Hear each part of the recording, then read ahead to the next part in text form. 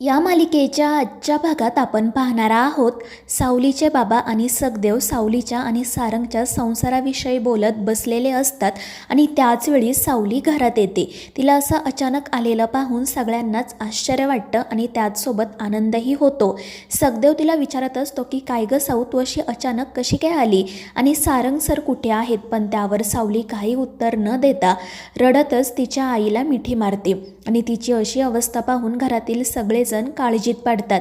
ते पुन्हा पुन्हा सावलीला काय झालं आहे, तू इथे अशी अचानक का आली आणि एवढी का रडतेय असं विचारत असतात. परंतु सावली काही उत्तर देतच नाही. शेवटी बाबा तिला म्हणतात की साऊ बाळा, काय झालं आहे सांग आम्हाला. आणि मग त्यावेळी सावली रडतच सांगते की मी त्या घरासोबतचे आणि सारंग सरांसोबतचे सगळे संबंध तोडून सारंग सरांना घटस्फोट देऊन इथे कायमची निघून आले आहे. आणि हे ऐकून तिच्या आईबाबांच्या आणि सखदेवच्या पायाखालची तर जणू जमीनच सरकते. त्याचवेळी सावलीला पुन्हा एकदा त्या आकारचा कॉल येतो.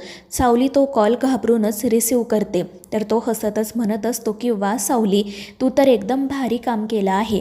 मी तुला सांगितलं होतं की सारंगला जिवंत पाहायचं असेल तर त्याला घटस्फोट दे आणि त्याच्या आयुष्यातून कायमची निघून जा, आणि त्याप्रमाणे तू केलंसुद्धा.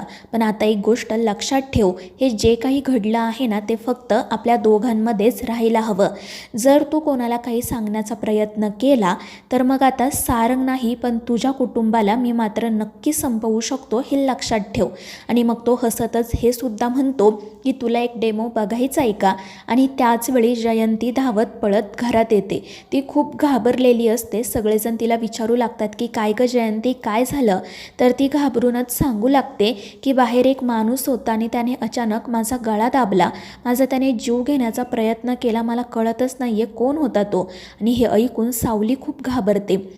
तर तो आकार हसतच म्हणत असतो की आत्ता तर त्या जयंतीला जिवंत सोडलं आहे, पण जर तू कोणालाही काही सांगण्याचा प्रयत्न केला ना तर तुझ्या घरातल्यांना मारून टाकेल, हे लक्षात ठेव. आणि ते ऐकून सावली रडतच फोन ठेवून देते.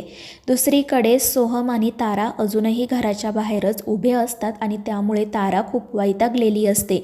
ती म्हणत असते की सोहम, हे सगळं काय चाललंय. आज आपल्या आयुष्यातला किती महत्त्वाचा दिवस आहे आणि तो आपण असा बाहेर उभं राहून घालवायचा आहे का. अरे जर हेच सगळं घडणार होतं तर मी माझ्या घरी थांबले नसते का. आणि ते ऐकून सोहम म्हणतो की तारा प्लीज तू समजून घे, तुला माहिती आहे ना आईला हे लग्न आधी मान्य होतं, मात्र भैरवी काकूंनी तिचा अपमान केला आणि त्यामुळे मग तिने देखील लग्नाला नकार दिला. आपण पळून जाऊन लग्न केलंय हे कळल्यावर तिला धक्का बसणं साहजिकच आहे ना गं, आपण तिला समजून घ्यायला हवं. परंतु तारा म्हणत असते की सोहम तू प्लीज मला समजून घे, आपण असे खरंच इथे ताटकळत दिवसभर उभे राहणार आहोत का. पण सोहम म्हणतो की मला थोडा वेळ दे, मी करतो काहीतरी. दुसरीकडे देवा आणि जगन्नाथजी सावलीच्या माहेरी आलेले असतात. ते दोघेही तिला पुन्हा पुन्हा तू सारंगला घटस्फोट का दिला ते विचारत असतात, पण ती काही तोंडातून शब्द काढत नाही. मग जयंती म्हणू लागते की अगं सावली, इतकं श्रीमंत घर सोडून का आलीस तू, तुला जर तिथे करमत नव्हतं तर मला सांगायचं ना, मी आले असते तुझ्यासोबत, पण त्याला घटस्फोट देऊन इकडे निघून यायची काय गरज होती. आणि मग जगन्नाथजी देखील पुन्हा सावलीला विचारतात की सावली बोल, नेमकं काय घडलंय ते. देवा देखील तिला म्हणत असतो की सिस्टर, जर काही प्रॉब्लेम असेल तर मला सांग. परंतु सावली ना त्यांच्याकडे पाहते ना त्यांच्या प्रश्नांची उत्तरं देते. ती फक्त खाली मान घालून उभी असते आणि तिच्या अशा वागण्यामुळे सगळ्यांनाच मग भीती वाटू लागते. तिचे आईबाबा देखील तिला पुन्हा पुन्हा विचारतात, पण ती त्यांना देखील काही सांगायला तयार नसते. आणि मग शेवटी जगन्नाथजी आणि देवा तिचा निरोप घेतात आणि तेथून निघून जातात. ते तेथून गेल्यानंतर सारंग त्या ठिकाणी येतो. तर सावली दरवाजामध्येच उभी असते. तिला पाहून सारंगला खूप आनंद होतो. तो तिच्याकडे जाण्यासाठी निघतो, परंतु सावली त्याच्या तोंडावर घराचा दरवाजा बंद करते आणि हे पाहून सारंगला मोठा धक्का बसतो. तो सावलीला म्हणत असतो की सावली दरवाजा उघड, मला तुझ्याशी बोलायचं आहे. पण सावली काही दरवाजा उघडत नाही, ती फक्त मोठमोठ्याने रडत असते. तर सावलीच्या आईबाबांना देखील समजत नाही की आपण नेमकं करावं तरी काय. तर इकडे सारंग म्हणत असतो की सावली तू का वागलीस अशी, तुला माहिती आहे ना मी तुझ्यावर किती विश्वास ठेवला होता, मग तू माझा विश्वासघात का केला. अगं तू घटस्फोटाच्या पेपर्सवर सही करण्याआधी माझ्यासोबत एकदा का नाही बोलली. आपण दोघे एकमेकांचे मित्र आहोत ना, मग माझ्यापासून इतकी मोठी गोष्ट का लपवली तू?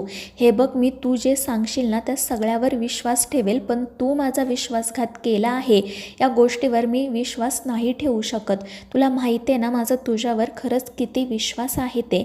मग तू का वागलीस अशी? प्लीज एकदा माझ्याशी बोल, मला माझ्या प्रश्नांची उत्तरं दे. परंतु सावली सारंगसोबत काही बोलतच नाही. पण मग शेवटी सावलीचे बाबा दरवाजा उघडून बाहेर येतात. सारंग त्यांना विनंती करत म्हणतो की मला एकदा सावलीसोबत बोलू द्या. पण उलट तेच हात जोडत म्हणतात की जावई बापू, आता तिला तुमच्याशी बोलायचं नाही आहे, तर तुम्ही तिला समजून घ्या. आणि हे ऐकून सारंग त्यांच्याकडे पाहतच राहतो. तो त्यांना समजवण्याचा प्रयत्न करतो, पण सावलीचे बाबा म्हणतात की हे बघा जावई बापू, मी आत्तापर्यंत सगळं सहन केलं, पण आता माझ्या लेकीचीच इच्छा नाही आहे तुमच्याशी बोलायची, तर मग मी तिला जबरदस्ती कशी करू? आणि मग ते पुढे असंही म्हणतात की मला मान्य आहे तुमच्या दोघांचं जबरदस्तीने लग्न झालं आणि ते तुमच्या घरातल्यांना, तुमच्या आईंना मान्यच नाही. त्या प्रत्येक वेळी सावलीला दोष देतात, पण कधीतरी तुम्ही माझ्या सावलीच्या मनाचा विचार केला आहे का? तुम्हाला वाटतं की ती तुमच्या आयुष्यात जबरदस्तीने आली आहे, तर कदाचित असं सुद्धा असू शकतं ना की तुम्हीसुद्धा तिच्या आयुष्यात जबरदस्तीने आला आहात. तिच्या मनात काय आहे हे तुम्ही तरी कधी तिला विचारलंत का? आणि सावलीच्या बाबांचा असा प्रश्न ऐकून सारंग खाली मान घालतो, तर ते त्याच्यापुढे हात जोडतात आणि त्याला तेथून जायला सांगतात. त्यामुळे सारंग नाईलाजाने तेथून निघून जातो. त्यानंतर जेव्हा तो घरी येतो तेव्हा सोहम आणि तारा अजूनही बाहेरच बसलेले असतात. सारंग त्या दोघांकडे जातो आणि म्हणतो की मला माफ करा, मला तुमचं लग्न सेलिब्रेट करता येत नाही आहे, कारण तुम्ही जे काही केलं ते चुकीचं आहे. आणि ते ऐकून ते दोघेही खाली मान घालतात. आणि मग सारंग सोहमला सांगू लागतो की सावलीच्या घरी गेलो होतो मी, पण ती माझ्याशी एकही शब्द बोलली नाही, तिने माझ्या एकाही प्रश्नाचं उत्तर दिलं नाही. ती का वागते असं खरंच मला कळत नाही आहे. आणि त्याचवेळी तिलोत्तमा, ऐश्वर्या आणि अस्मी त्या ठिकाणी येतात. त्यांच्यासोबत एक गुरुजीसुद्धा असतात. तिलोत्तमा त्यांच्याशी बोलते आणि मग ते तेथून गेल्यावर ती सारंगसोबत बोलायला येते. ती सारंगला म्हणत असते की अरे कशी देणार ती मुलगी तुझ्या प्रश्नांची उत्तरं? ती तर तुला फसवून पळून गेली आहे ना, आणि तू मुळात अपेक्षाच का ठेवली की ती तुझ्या प्रश्नांची उत्तरं देईल? आणि हे ऐकून सारंग म्हणतो की मॉम, असं काही नाही आहे, कारण जे काही घडलं आहे ना त्याला नक्कीच दुसरी एखादी बाजू आहे असं मला वाटतंय. परंतु तिलोत्तमा ऐकून घ्यायला तयारच नसते. ती म्हणते की सारंग, आता झालं गेलं ते विसरून जा, कारण मी तुझं लग्न ठरवलं आहे अस्मीसोबत. पुढच्या 2 दिवसात तुमचं लग्न आहे. आणि हे ऐकून सारंगच्या पायाखालची तर जणू जमीनच सरकते. तो म्हणत असतो की आई, हे सगळं काय चाललंय, तू प्लीज थोडी थांब ना. परंतु तिलोत्तमा म्हणत असते की हे बघ, मी तुझी आई आहे आणि मी जे काही ठरवलं आहे ना ते तुझ्या भल्यासाठीच आहे. आता मी काही ऐकून घेणार नाही आहे. ती मुलगी खोटारडी होती, ती तुला फसवून निघून गेली आहे, पण आता मी तुझं आणि अस्मीचं लवकरात लवकर लग्न लावून देणार आहे, म्हणजे मला हवी असणारी सून या घरात येईल. आणि तिलोत्तमाचं असं बोलणं ऐकून सारंग खूप चिडतो. तो सावलीची बाजू तिच्यासमोर मांडण्याचा प्रयत्न करत असतो, परंतु तिलोत्तमा काही ऐकून घेतच नाही. तर मित्रांनो, या मालिकेच्या पुढील भागांच्या अपडेटसाठी आपल्या चॅनेलला सबस्क्राईब करा.